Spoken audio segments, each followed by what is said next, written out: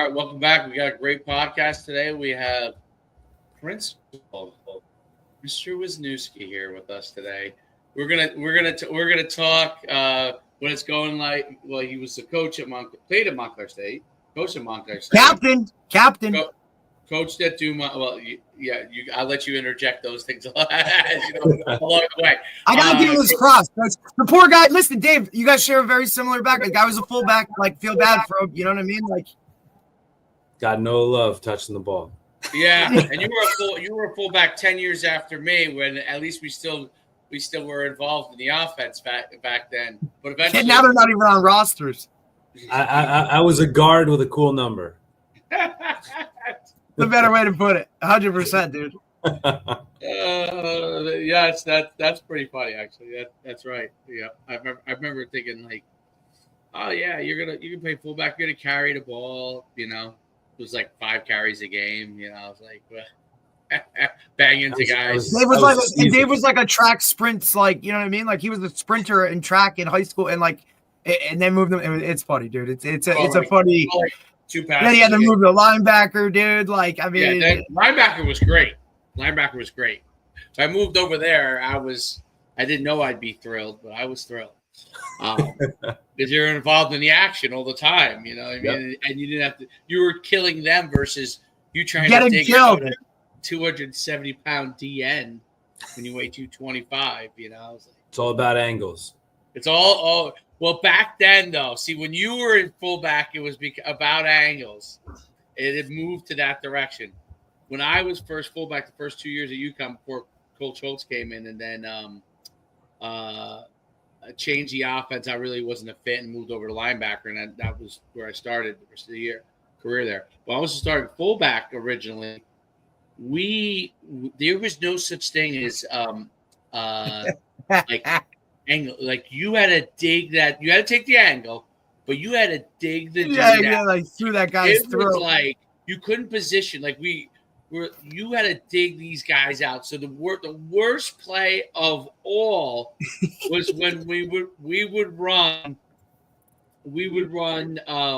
our blast. We ran it like 2 ways. We ran it where the tackle would block out and you know traditional like, but then we also ran down block, like a power down block with a wrap, and then my job was to kick out the defensive end.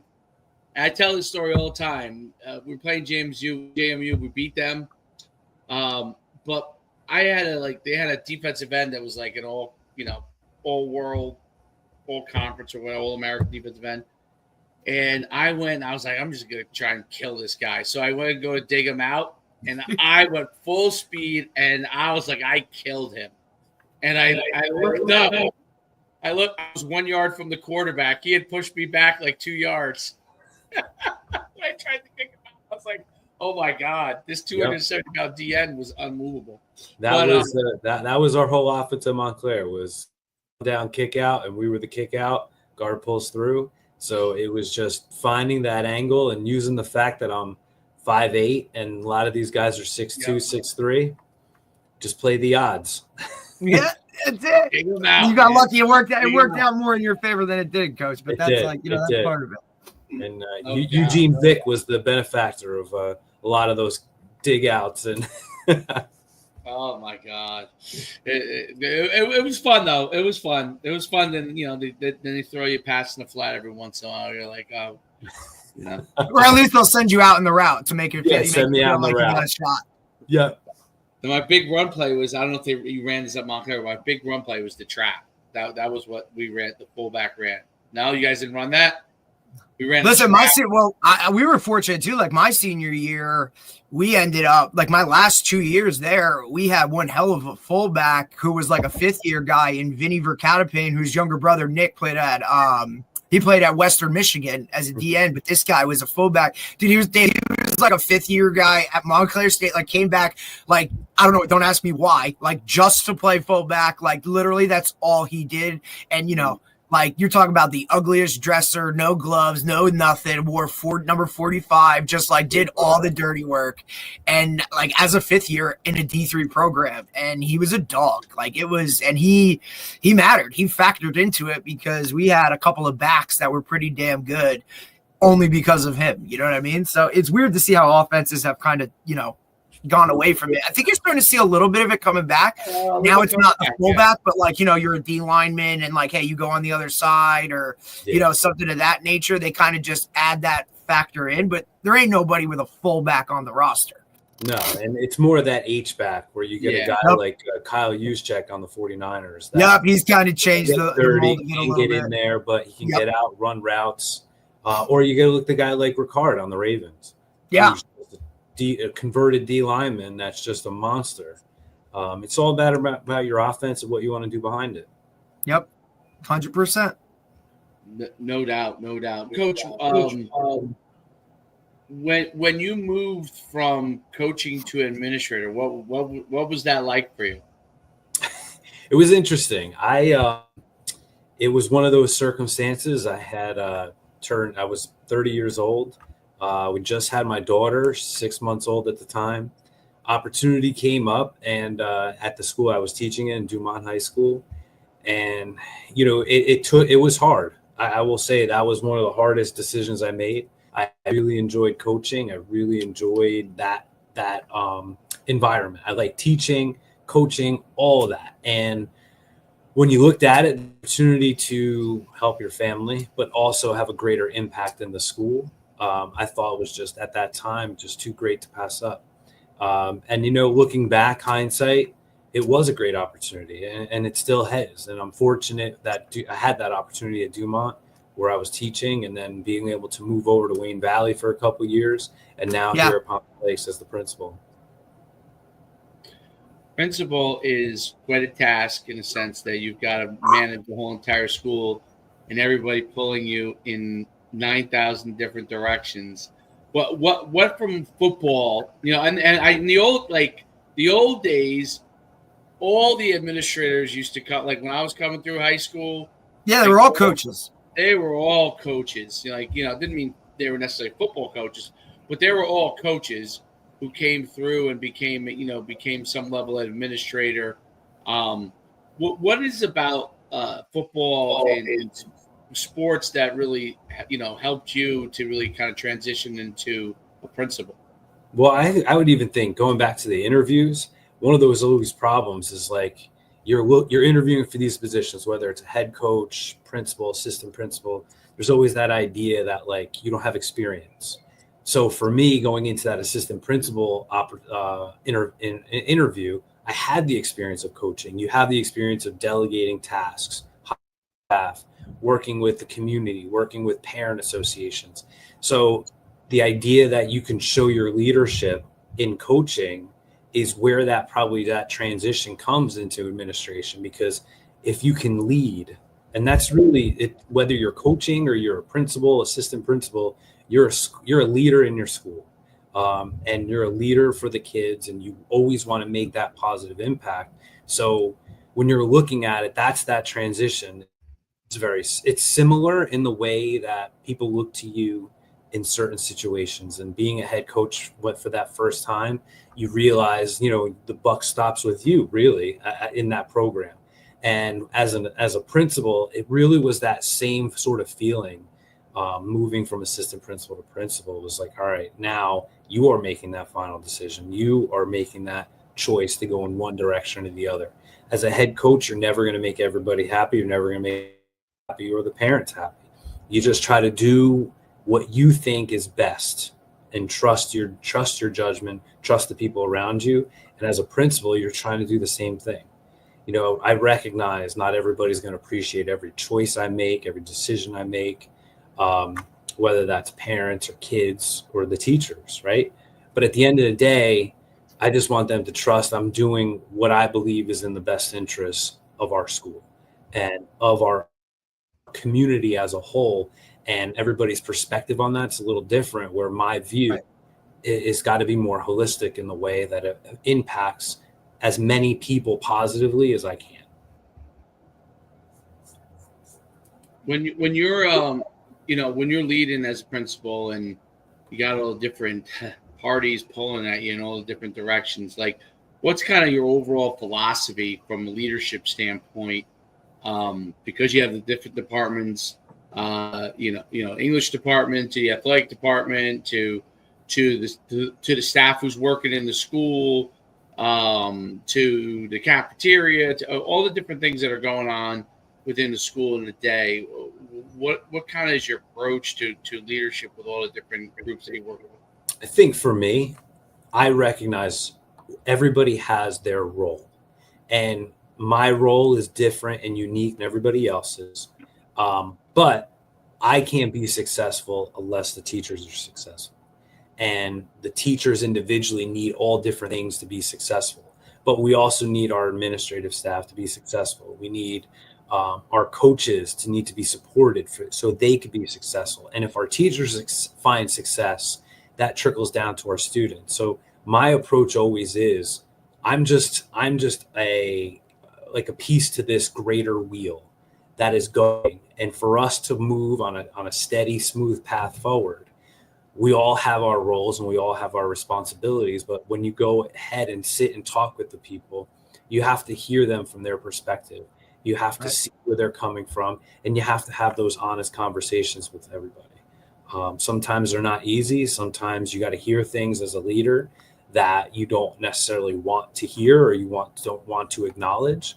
But I think as you go ahead with leadership and you go ahead with pushing something forward, you got to be willing to put yourself out there and hear the feedback, and then not only hear it, but put it into play. People aren't going to come to you with things if you just tell them no all the time or ignore them. You could have every committee in the world, but if you're just going to run that committee as you see fit, and you're going to just make your choice at the end of the day that you do anyway, without taking any of their input in, then what's the point? What's the point to that? Now they're not invested. Now they're not falling behind it. So there is certainly times that there's that spectrum of decision making, where there's times where I just have to make a decision, but I still want their input. I still want their background. And even if I'm going to go differently than what some of the teachers are, I want to give them that opportunity. I want to have that opportunity to explain why I'm going in the direction I'm going and where the choice and where the decision making is coming from. Because do you think that because you kind of came up through the ranks, right? Like you taught for a long time and then you were you had some other administrative roles. Do you think that puts you in a different position, when it comes to that, because you can put yourself in a teacher role or, in that other administrator role, when now ultimately you do have to make that decision? Like you said, like you've been in those other spots. Do you think that's benefited you to where you are now in terms of kind of looking at that and then talking about that feedback and whatnot? I definitely think it is. And that goes, when you think about that's just leadership in general. Right. I think you if you walk into a room thinking you have all the answers, then you're never going to be a leader in that room. Like you have to walk into that knowing that you can learn from other people, and other people, not necessarily just those people, but from past experiences. So I was fortunate to have taught in one school in Dumont, which has its lore, and then going to Wayne, which is a much bigger school, much different environment. Now you're taking the big school, small school, but through that time, I've connected with school leaders, across the state to learn about different things, learn about how they approach certain situations, what ideas they have regarding mental health or the mental well-being of your students, or thinking of something like a block schedule. If we're going to switch our schedule, that's awesome. What are schools that are doing it? What are they doing well? With those people. So it's not just me saying this is my idea. Well, this is an idea that's going on in this school, and this worked well for them because I talked to this principal and that's the feedback I've gotten, or I've talked to this superintendent. So just like coaching, you build a network. You build a network of people. Like I remember as a coach, when I became a head coach, there were a couple areas that I really trusted the people around me. Like DJ Nymphius was a huge influence on. He's been on. Started doing it in Elmwood Park, and he connected us. He was able to connect me with, in one of our talks to Drew Gibbs, and Drew Gibbs gave me stuff about practice schedules. You can pull something from everybody, right? As a coach, you're always looking for that competitive edge, whether that's not just scheme X's and O's but like, how do I change my practice plan? Like one of the things we got from Drew Gibbs was like breaking down your practice schedule days into long yardage, short yardage days, openers, and you're putting context instead of just running team and saying we're going to run 30 plays on team, but with zero context to why, right? So and then you go into a game and it's 3rd and 8 and your kid runs a 7-yard route. How often have you practiced in team? It's 3rd and 8. Yeah, this route 9 back to 8. So now as a principal, you're taking that same concept. I don't necessarily have to have all the answers, but if I have a network of people around that I could reach out to, that I can trust, that I can go to, and ask them these questions and bring that information back, or connect my teachers or my staff with them and their people, that's a huge benefit. And that's where, when you look at that alignment between just leadership, it's just trusting and building a network of people that you could rely on to go to so that you could maximize the choices. Yeah, I think that makes a big difference. I didn't realize you were at Elmwood Park back when I was over at Powell Park, but we probably never crossed paths because you guys were at. Well, we did, because you guys beat Hawthorne in 2012. Okay. And we beat them for the league title same year. Okay, that's right. Because it was still, that was that's right. You guys had gone to the NJIC like a couple of years earlier, right, from the BPSL, and then that's right. Because I remember that conference all of a sudden got huge. You became a huge conference. It's interesting because when you've been at a place like Elmwood Park, you understand. Like the dynamics of having to build something up and helping people understand like how to go from somewhere that wasn't successful to become successful, and then you start to see what that is in the kids, right? So like Pompton Lakes is obviously a place, not just as a obviously athletically, but as a school as a whole, that's had a lot of success, I think, in general. What are some of the things that you like to really like reflect with your students at Pompton Lakes, and what do you want them to get out of their high school experience? Well, I think when you think about a high school experience, it's all about all that the school has to offer. Academics is important, and you want to build that structure as you can so that they're prepared for what comes after them. But it's also about all the different activities and all the different traditions. And Pompton Lakes is super strong in their traditions. And it's fantastic. The kids look forward into it. Last year for me, it was like learning and being brought into these traditions. And they welcomed me with open arms, like, you just jump right in. And, I think when kids leave Pompton, what I would hope for them is they look back and they were happy about their experience. They look back, they have memories, they were able to build that tradition. They left their legacy for the below them that they could look back to, and that we want to tell them that they're always welcome back. Like, just because they're graduating doesn't mean that we're not there to help them anymore.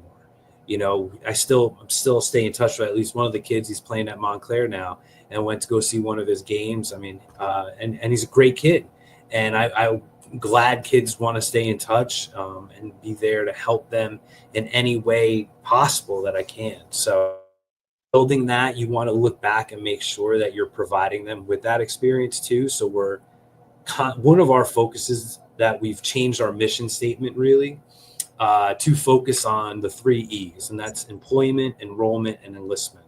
So that we want our kids, when they leave here, to have a plan for what they do outside of high school, and whatever venue that is. So we just had kids go to the Universal Technical Institute. That's a trade school.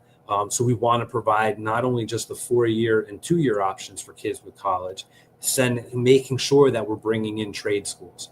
We're setting up a career day for later in the year where we're going to engage the community, engage alumni that, in their careers, if they want to come back and speak to our kids, expose them to a variety of different careers.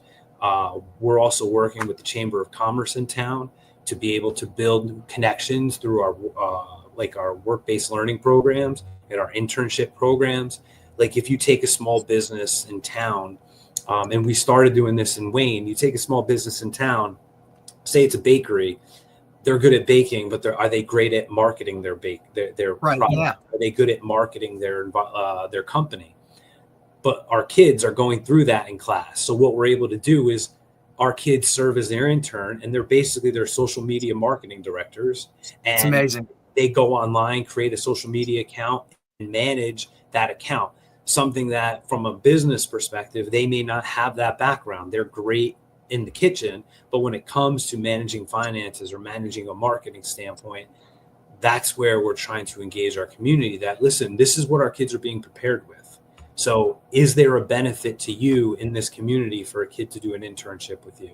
So it's trying to build those connections and those relationships in town, to be able to grow the different experiences that our kids could have. And it's not just, even though college is for some towns, it's a huge priority, and it is still for us. We just want to get that whole spectrum, all of our students, opportunities for what comes after that, where it's not solely focused just on college and 4-year colleges, because that's not what works for everybody. Correct. And it works for some, and we need to make sure we're preparing them for that. But we need to make preparing all of our students for whatever comes next for them. Yeah, I think that's first of all, there's a shift too, because college has become so expensive that there's been a slight shift, and it's probably going to be even bigger shift where, and because you go online and get educated in certain job tasks and skill sets without having to go to college, or you can go to, a 2-year school or a trade school to be able to do that. And I think people are now looking for more economical ways to accomplish the same thing. And sometimes that means going to college and taking advantage of those opportunities, especially with certain things that you want to learn.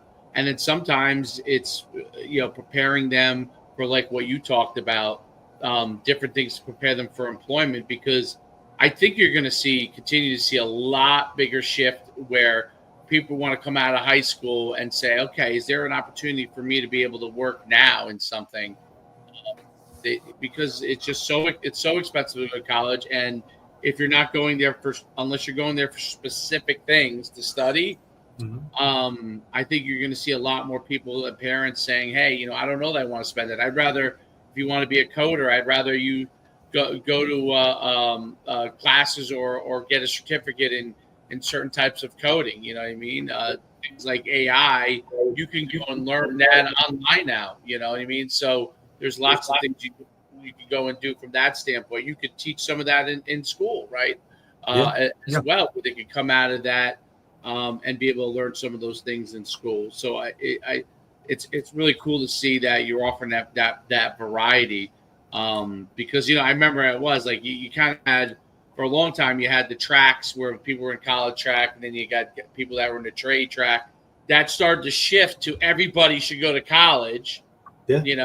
Everybody should go to college, and a lot of people have realized that doesn't work for everybody either, right? So, and what you're seeing a lot from the colleges is, I know Rowan has it, Caldwell has it, William Patterson, Ramapo. It's like a 2x2 program. So you spend 2 years at the community college, you're accepted into the 4-year school, but you spend your first 2 years at the community college, and all your credits transfer in. And the difference is you're paying the community college rate versus the 4-year college rate, which is a difference. And I mean, obviously we've all been to college the first couple of years, unless you know exactly what your major is, you're going to take general ed requirements. I spent 2 years undecided at Montclair before I went in as a math major, and got done with all my general ed requirements.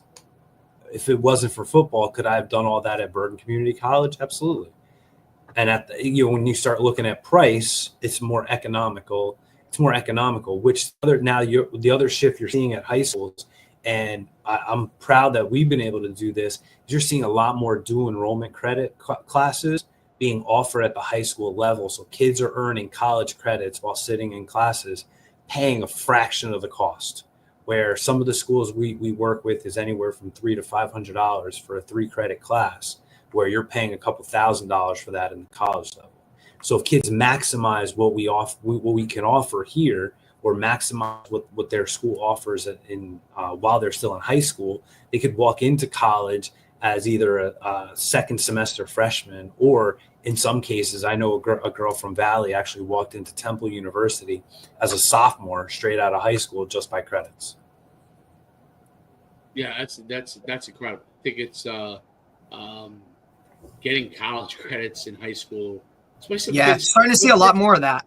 You also get to decrease not only does it cost less, right, which is great, but it also decreases the time that you're going to spend in a 4-year college. You can get out of there earlier if you want to, which also takes away some of the costs, and then allows you to get into, if you want to go working or go to a grad degree, more of that money to that kind of stuff, and be able to expand your knowledge on that. What are you seeing with students now from the time you kind of started in coaching and teaching to now? What are some of the things that you've seen that have changed? Well, Good or bad? Good or bad.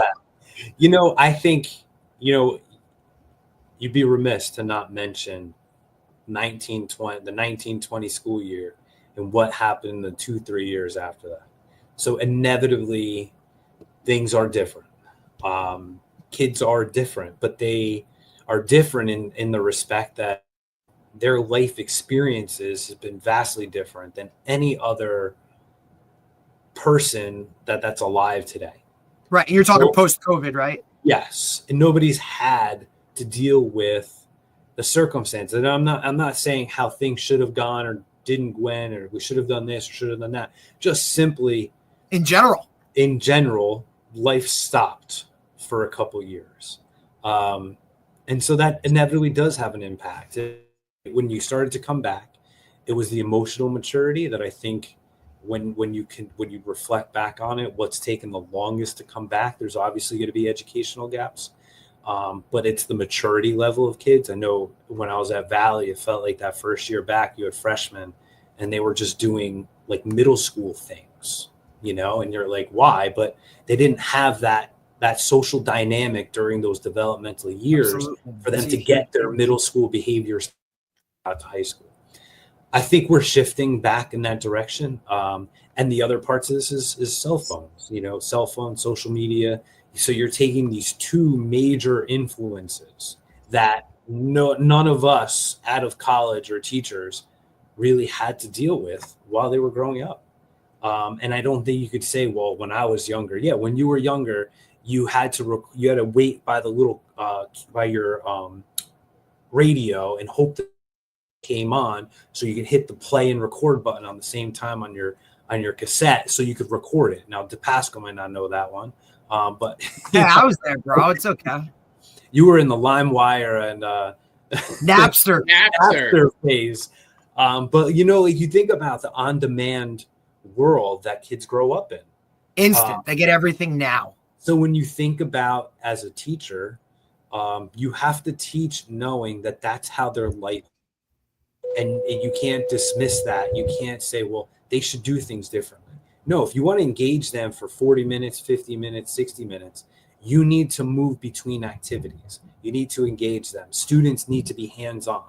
And I don't think that's necessarily a bad thing. I think maybe 20 years ago, you just sat in class and you did what was expected because you had to, and teachers lectured and talked, and that was fine. People did okay. But I think the expectation, the access to information, the dynamics of the world. I mean, think of it. 20 years ago, your teacher was your sole source of information. There was no. Now you think of a question and you're like, well, who starred in this movie, or what's 8 times 6? You pull your phone out and you got it. Right. So it's like you have to teach knowing that is available. And I think now post-COVID, I think people are getting a better idea of how to do that. And how to navigate that. But I think it's hard to engage kids. Like you think about coaches and players, and I think, our coach just came back, and it's just like hard to get kids to come to practice every day. And I think that's sort of a common thread everywhere, where you're just, there's differences in just showing up. And I think that's something that's hard for coaches, because you need them there all the time. So I think that's probably a difference. I'm hoping that with each year that passes through COVID, as we get farther away from that, those things start to go back to what they were. But I think when I say what they were, that requires coaches, and that requires teachers and school leaders and all of us meeting the needs of the kids where they are, and not just expecting them to show up because you tell them to. You got to make it enjoyable. You got to make it fun. I know, right. Coach in Elmwood Park, we trying to get kids to practice. We would play music all during practice. You think about you lift weights, you listen to music. You run, you listen to music. How come when we're practicing, we don't listen to music? And people are like, "Are you afraid they're going to be distracted?" Well, if they're distracted by music, what's going to happen when we're in a game? On a Friday night when there's cheerleaders, band, fans, everything's going on. Yeah. So if anything, that response, maybe volume up even louder and get it right in there. And I would put the speaker right behind our offense and put it as loud as I can and say, "Let's go for it." And listen, it made practice went fast. We were fast. We were efficient. We had about an hour and 45 minutes, almost under 2 hour practices, nothing longer than that.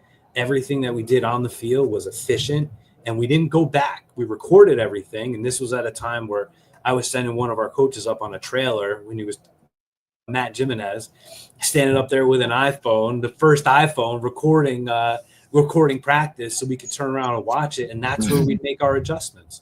And then the next day in practice, you're in individual work. That's where the coaches were focusing on the things they saw yesterday in practice. We weren't stopping in practice. We weren't stopping unless there was this major catastrophe. Yeah, coach off the tape. And then when you're in your individual sessions or in your meeting times, that's where you're coming, tweaking those things. And we'd record it, and the kids knew we were recording it. And that's how we were holding them accountable for it. Matt Jimenez, Waldwick, I think he played. Yep. Was a running back there. Now, what Derek was saying, Barcata he's Payne, coaching, where the hell is Northern Jimenez? Highlands.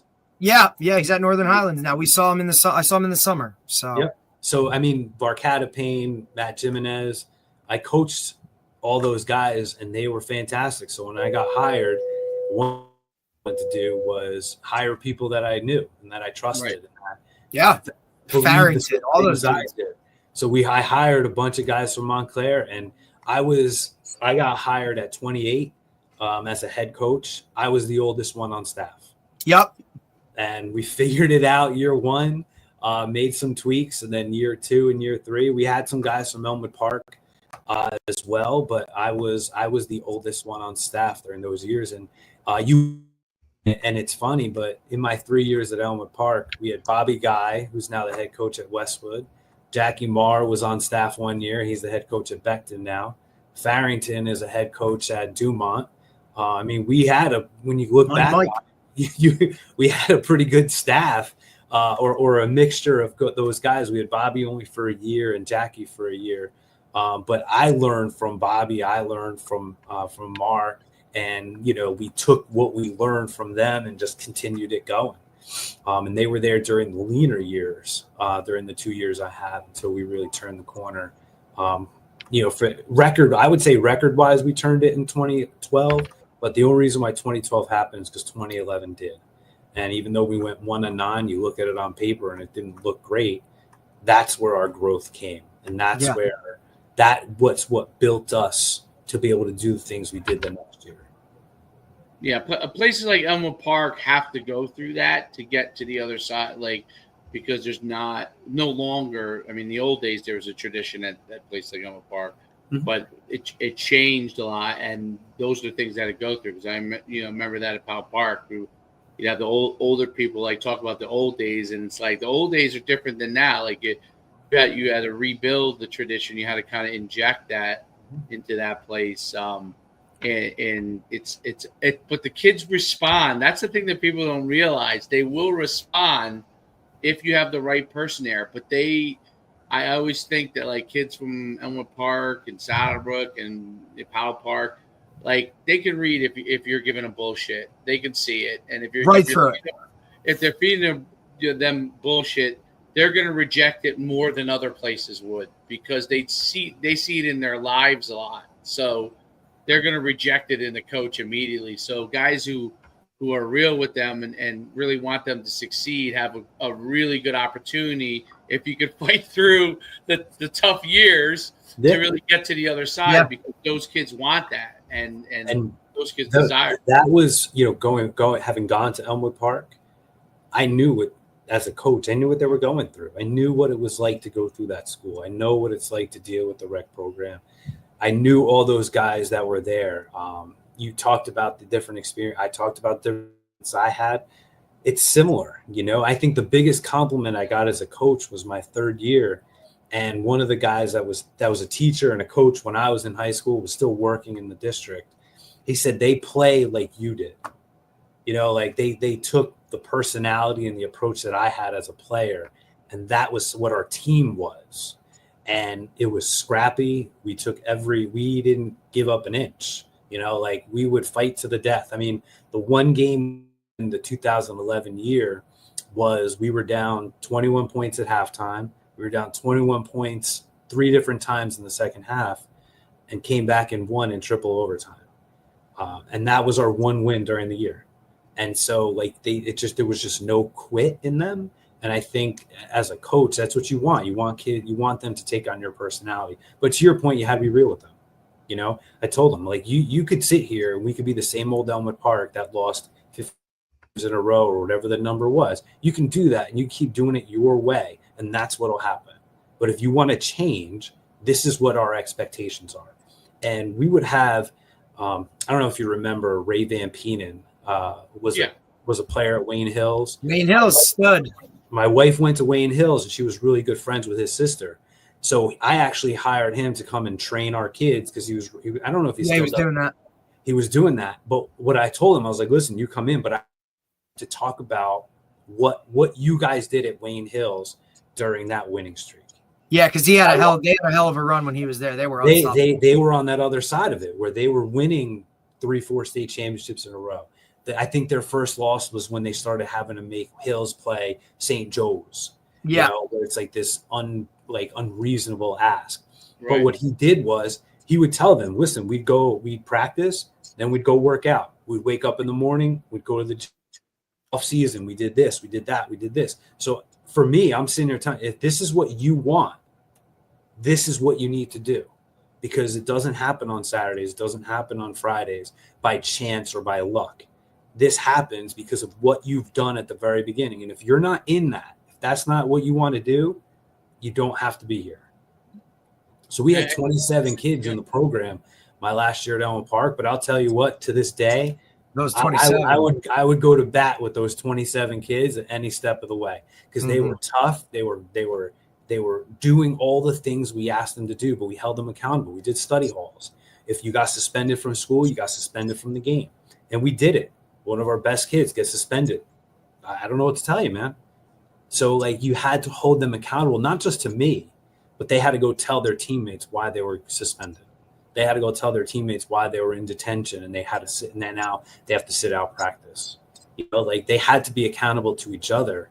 And all like our workouts, like, you know, all these things were all tied together, that it was us against everybody else.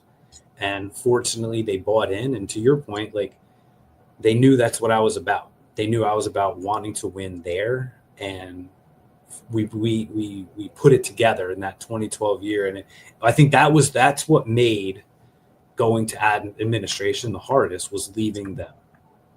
And I'm still friends with, I was actually texting one of the kids, and he's like, you know, we sit around and we're saying, like, if we had you for 3 years, what we could have done, because I had a group of freshmen that were really strong during the 1-11 year. And then they were all sophomores the next year, Michael Dare being one of them.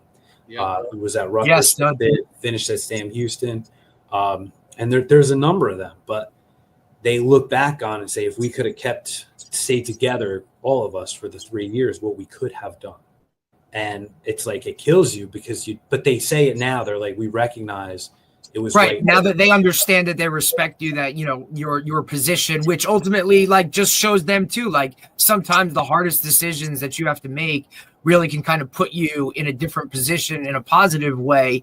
But that's part of life, right? Like you have to kind of weigh your options, figure out what you're going to do. And, you could have, should have, could have, would have type, like, look at it that way, or you can just trust it, own it, and then kind of move forward and continue to just be successful. So on one hand, where it would have been great to like stay with them and win a state title or whatever, but also you taught them that like a life lesson is you're gonna have to make a decision sometimes where you really don't want to, but ultimately like it's gonna work out and those types of things. So you talk to them about trust, right? You talk to them about trust and family and being accountable, and you would always say like you have to be accountable to your family. You're going to get older. If you have kids, like you can't just off your job because you decided you don't want to go to work that day. You get fired. Now, what are your kids going to do? What's your family going to do that you support them? So, and you go into this situation, here you are, this is a situation that from a family perspective, it was better for my family that's what. And so like you said, you look back and like you said, there's not a day that goes by that you not necessarily second guess, but you wonder if that didn't happen. Stayed for the other 2 years, and I say just 2, but for those guys, their 2 years, what could have happened, So, but at the end of the day, I can't regret that decision because to where I am now, Valley was an awesome experience. I know people have their feelings about Wayne in general. I loved it. I love my time at Valley. We was able to find success there, and then now it's providing to come to Pompton Lakes. But like I said, it's been a ride. And like you said, you look back on every decision you make, good or bad, good thing that happens, bad thing that happens. Every time you're told you can't do something or you're not able to do it. When I left Dumont, somebody that I respect a lot told me, you're going to be here. You're a big fish in a small pond. You go to Wayne, you're going to be just, you're going to get lost in the mix. 6 years later, I'm named assistant principal of the year. So who got lost in the mix? It's little things like that, you can't necessarily, like, I don't listen to what a lot of people say in the way of people are going to have their opinions and people are going to feel how they feel. Always. Okay. I just know what my worth is, and I know where my value is and my work ethic and what that means and what that's going to mean for the people around me and how I try to do right by the people. And at the end of the day, whether you're a coach, teacher, administrator, you want to leave a place. When you leave a place, you want to know you made it better because you were there. And if I could say I did that, then it's a success. Absolutely. That's absolutely the key. It's some really, really interesting things from when you were coaching. I'm curious now, like when you're at Pompton Lakes and the way that things have changed educationally, because of COVID, and I guess they're starting to come back a little bit. But what are some of the things that you have to do now that's changed in order to engage kids, get teachers to be able to engage, like? When you listen to the teachers and they're telling you, they're struggling with this, they're struggling with that. Like, how do you get them to engage more? Because bringing back to football, the thing that you did, practicing an hour and 40 minutes. Okay, at the time, like I was forced to do that at Powell Park because we had a bus thing, and it was the greatest thing that ever happened. I realized like the light bulb went off. I'm like, oh my God, I'm forced to get all this done, move super fast. And the kids loved it. Like I forced them to compete more because we just didn't have time, like you did in the old days, to put all because they had to get them on a bus at a certain time, and so that was kind of an innovation that you see now all the time, right? Like I talked about, I don't remember what I was talking about, but Indiana, the coach there, Kurt Signetti, goes an hour and 40 minutes in practice. I think that was maybe when we were talking to Tony Holland, right? Yeah. So what you were doing back then in high school, what you had changed to really help your kids be more effective in what they're doing is now something that's beginning to widespread throughout everywhere and in college. And guys are realizing that, sometimes less is more. What are, and that's social media era kids. Like that's kind of what you have to do. What are some of the things that you're trying to help teachers to do to engage kids better now? And I think when you look at the hour and 45 minutes, I don't know if it's necessarily more like less with like doing more with less time, But when you think about that more with less time, you're more on task. Yeah. Right? So like you're going, there's not a lot of wasted time. You know, like our kids would run around the backstop at Elmwood Park, and we would be setting up the next drills, and we would have the coaches go run, and they had the time it took for them to jog around the field to come back and then get the next thing started. And you were always on task. There wasn't a lot of standing around. And when you think about a classroom, how do you manage the time? How do you get them more on task? Get them more involved, have them do more of the work, have them sit in groups and work together, present, share their answers, making it more student-centered rather than teacher-centric. And about coaching, that hour and 40, I bet if you looked at their timing, that hour and 40 is super efficient. There's not a lot of wasted downtime. There's not a lot of a coach just standing up there talking at them too long. They're doing. They're constantly doing. And as a teacher, to hold kids' attention, you need them to be constantly doing. Because, yeah, if they stand there, they have their computer out in front of them, they can switch between tabs real quick, all those things. Engaged. You know, one of the things we did this year was walking into classes, kids have to drop their cell phones in a pouch. And it's helped, but it's taken the teachers buying in, it's taken the kids buying in. And we told the teachers and we told the kids, this was myself and the assistant principal, this is our plan. So don't get mad at the teacher because they're making you put their phone in the thing. We're going to get mad at the teacher if they don't make you put the phone in the pouch. And what that does is now distraction away. But now in turn, the conversation I had with our teachers is now your lessons need to be engaging. Like you can't just expect them to put their phones to the side and then sit there like robots and just sit there and listen. Because now like we're holding you accountable. You better do something, right? It's like, hey, it's like, and that's like the ultimate thing too, right? Like coaches always want to, you know, preach about this standard, this, and then that coach doesn't follow it, right? Or, you know what I mean? Like, and look, Dave and I, we've been through this, you know, having coached with him and whatnot. And it's, you know, the whole like, hey, here are the rules, right? It's more of guidelines in terms of that nature, right? And then, but also I just think like now as a teacher, if I know, right, you kind of have that wiggle room with a phone, right? If your thing's not engaging, then a kid's going to go off on his phone doing whatever, okay, at least he won't be a problem. He's just, you know, whatever. He's just doing not what I'm asking him to do, but he's not distracting the others that are involved. Yeah. Now I'm asking everybody to turn to that phone. Well, you better be on point because that kid who now was distracted by his phone is now going to be all eyes on you. And if it's not engaging, now I'm causing an issue, and now the whole class becomes an issue. So, you know, it's a way, you know, your checks and balances, right? And it's like, hey, now you're held accountable. Like, do what you're supposed to do. And that's where it goes back to just so you were saying earlier about it's efficiency with your time.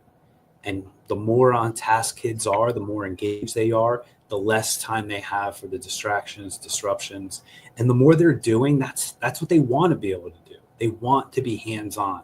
That's why you see a stronger push for internships and like the structured learning environments. You're seeing more and more kids wanting to do things and be engaged in the lesson. And when you think about coaching, as a head coach, I never wanted to have kids standing around. That just irritated. But how do you do that? You have to be efficient. You have to keep people involved. I mean, we were constantly one thing to the next, and it took coordination with the coaches to do that. And Dave, to your point, we didn't have light, and I was coming from Dumont. So there was times where I wouldn't get to practice till almost 4:00 because by the time I got out of there, if I hit traffic or anything like that. So I was always running sort of late to practice. And then as the year went on, we don't have lights. We didn't have lights at the time. So you were on, like now you'd be on a timeline in terms of how much practice time you got in before it's just too dark to do anything. But it's funny. I think we had Darren Cooper came to one of our practices. Love Cooper. And like you could barely see by the time he got there. We're just finishing up team. You have the music blasting in the background. Kids are dancing and having a good time, but we're running through team and we're going no huddle and just play after play. You yelling out down and distances for the plays. And it's like controlled chaos, but there was nobody standing around. Everybody was on task. Everybody was engaged. I mean, that was who we were during those years, and it was a blast. Like I said, and for me, the part about coaching, I love those kids, man. They were so fun. I had a blast. I still laugh about some of the things they said and have done, and now and trying to get in touch with them now that they're in their late 20s. It's funny to get perspective on things, and what they thought about why we did certain things. And it's always good to get that feedback. It's kind of funny when we get them now, dude. Like, it's awesome, right? Because we're at that stage of getting married and freaking having kids and doing all this other stuff, right? Like, it's like, oh wow, you guys are humans now, like, And we would do like loafs, right? So if you wouldn't finish a play in a game, you'd get written up. You'd have to run. We started doing it in practice. So as we're recording stuff, if we saw kids walking around, or the biggest one as coaches, I'm sure you can understand, palms up. Like when you yell at them about something and you give you the palms up, all the body language stuff. Automatic, you're running. But I'll tell you what, we would tell the kids you had to wear certain colors to practice, right? Yep. Red, white, gray. We want to something along those school colors. Yeah. Now I'll tell you what, one of wrong color, he was running the same loaf. I ran them I've run them when I was coaching. We held everybody to the same standard. But what that did was it reinforced the movement from one session to the other, one time to the other. And that's why we tried to make practices so hard and so efficient that when the games came, it came easier. So I would take that. That's the same approach I talk to our teachers about, obviously not running them into the ground or anything, that they're always engaged and that they're in different activities and that you're not spending too much time on one particular thing. Right. Coach, it was phenomenal having you on, dude. I learned a whole lot. And it's great talking to somebody that is in a different space to what we normally are talking to, and awesome. Just a leadership that you're able to really express and teach to the kids every day and to your teachers, and it's phenomenal. So it's really great to have you on today. I appreciate it, man. It was a blast, and like I said, it's great that you guys are doing this because it goes into that networking and being able to learn from other people and learn from what people are doing. It's just great. So if ever I could help, I'm all here to help everybody. Appreciate you, Coach, man. Have a great day, Coach. Awesome. All right, man. Talk to you soon, man. Thanks, dude. All right, bye. That was phenomenal. That was excellent. Yeah, man. Listen, it's like, and you could just tell, like, he's lived that fullback life, right? Like you know what I mean? The undersized, like, whatever. He ends up being a captain by his senior year and just like kind of stuck with that, and right, and then gets right into coaching and doing all that stuff, and like you just watch that progression, and like you said, like I've seen him move from all of these roles, and just like like that guy's going to be successful no matter what he does. You know what I mean? And then I remember when he took that Wayne Valley gig to be a VP, like you said, like big fish, or like big fish, small pond. Now all of a sudden you're going to a big pond.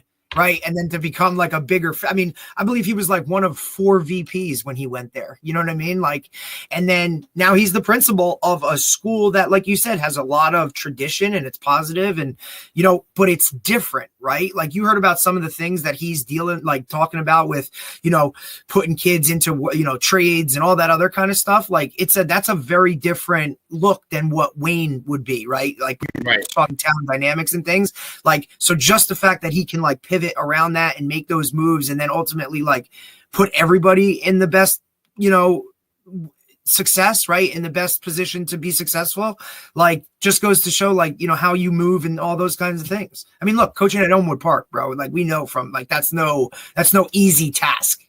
Yeah, no, listen to him talk. It just reminds me of like some similarities of things that you would have to do. And it takes a unique person to go into those situations and succeed because you can't approach certain areas where there may have been a tradition in the old days, but there's no longer a tradition, and you can't approach it just going with a traditional method because you have to be able to adapt to the kids tremendously or everything that's going on. Like you're talking about a guy like he took a job where they don't have lights to practice. Like, you know what I mean? Like, oh, funny. I didn't say it was the same thing So like some people wouldn't even have taken that job to begin with. That same, unless we went down to the turf field, which was away from our school. We practiced at the school, and there's no right. lights. Like these are things that not a lot of coaches could handle, or would even put themselves in the position to try and do that stuff. You know what I mean? Like it reminds me because he when he was talking about what they were doing, and Darren Coop was coming there and it's dark. We had to, when it was dark, like it would turn dark, like when the light changed over. We had to make sure we did our passing stuff. Yeah, early, so that you could like. Yeah, we would revert. You know what's funny? I mean, it's like this is making me think back to like the. Well, think about it. He was there in 2012, right? And that's when you were at Palisades Park, right? So it all kind of matches up, like right in that same. Do individuals sometimes after we did team. We would sometimes try to go to team and because you had to. And then we'd come back to individual at the end, like do individual, some tackle. We do it like we would, because when it was dark out, like we had the, what do you call it? Like the what do they call those lights that they're not regular lights? They're like street lights. The street lights. Yeah, they're like they just bring them in. They're like the mobile ones. But you could kind of tackle in the dark. You know what I mean? You could kind of do some of the drills in the dark, but you couldn't throw the ball obviously effectively in the dark. So it's pretty funny. It's great. It's great to hear that. So really good stuff. I of course have to jump on to another one for some reason. Go get them, buddy. I'll talk to you in a little bit. Yep. All right. There.